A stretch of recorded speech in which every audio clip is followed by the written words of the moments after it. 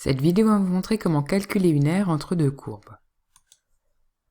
Dans l'exemple, nous voulons déterminer l'aire entre les deux courbes sur 1, 5 des fonctions définies par f de x égale x carré moins 8x plus 20 et g de x égale moins 2x plus 15. Deux conditions sont à vérifier.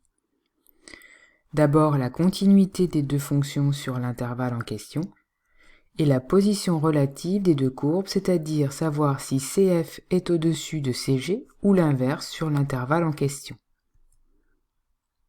Si CG est au-dessus de CF, alors g de x est supérieur à f de x et l'aire entre les deux courbes sera alors donnée par l'intégrale de a à b de g de x moins f de x dx. Pour commencer, on peut d'abord vérifier ces conditions graphiquement. On voit alors que les fonctions sont bien continues sur 1, 5. G est affine, elle est donc représentée par la droite, qui est située au-dessus de CF. Il faut maintenant prouver ces deux conjectures. G et F sont continues sur 1, 5 puisque ce sont des fonctions polynômes. Pour prouver que CG est au-dessus de CF, on va étudier le signe de la différence g de x moins f de x. En effet, si g de x moins f de x est positif, cela équivaut à g de x supérieur à f de x, et donc que CG est bien au-dessus de CF.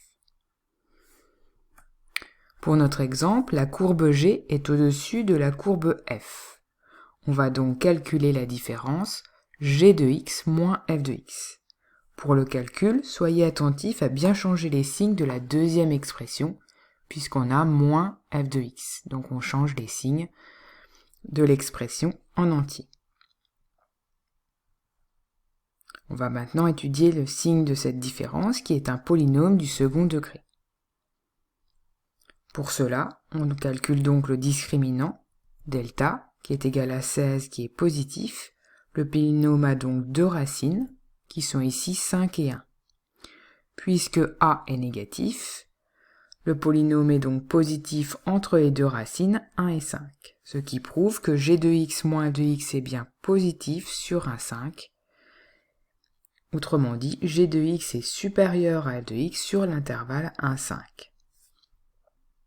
On vient donc de montrer que g et f sont continues, que g de x est supérieur à f de x sur l'intervalle 1, 5.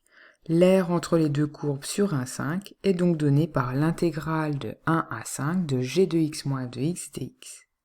Nous avons calculé cette différence, qui est égale à moins x carré plus 6x moins 5. L'aire est donc donnée par l'intégrale de 1 à 5 de moins x carré plus 6x moins 5 dx. Il reste alors à calculer cette intégrale.